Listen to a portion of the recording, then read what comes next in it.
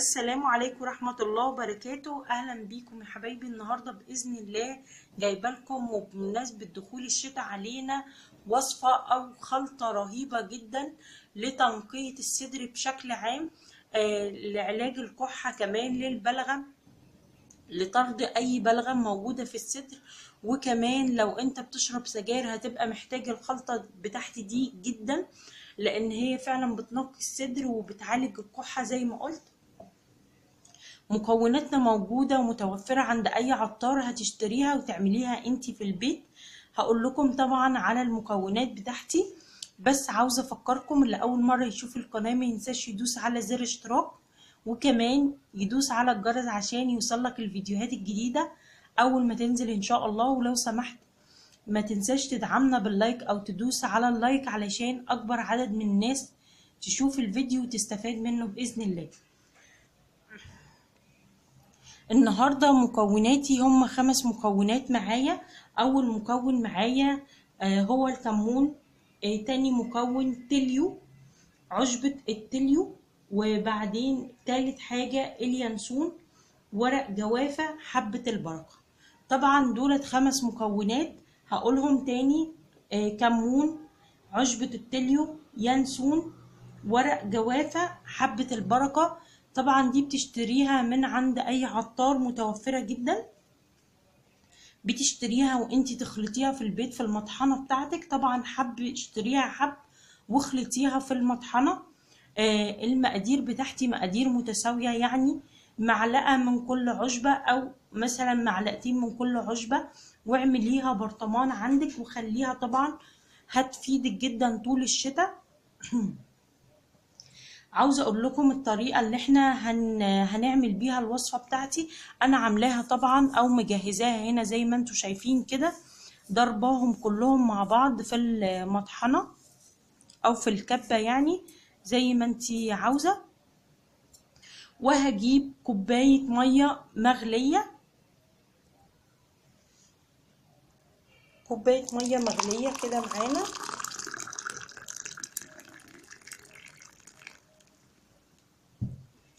وكمان معلقه من الخلطه بتاعتي دي، معلقه صغيره مش كبيره زي ما انتوا شايفين كده اهي.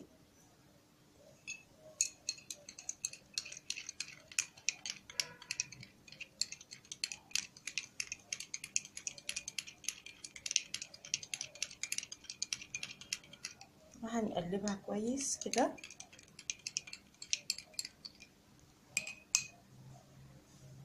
وكمان عاوزين نغطيها لمدة 5 دقايق.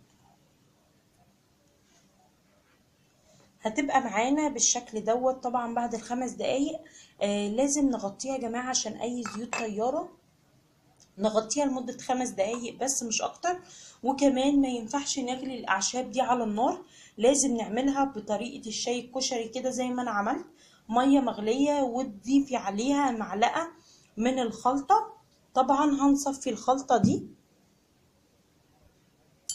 بعد ال5 دقايق.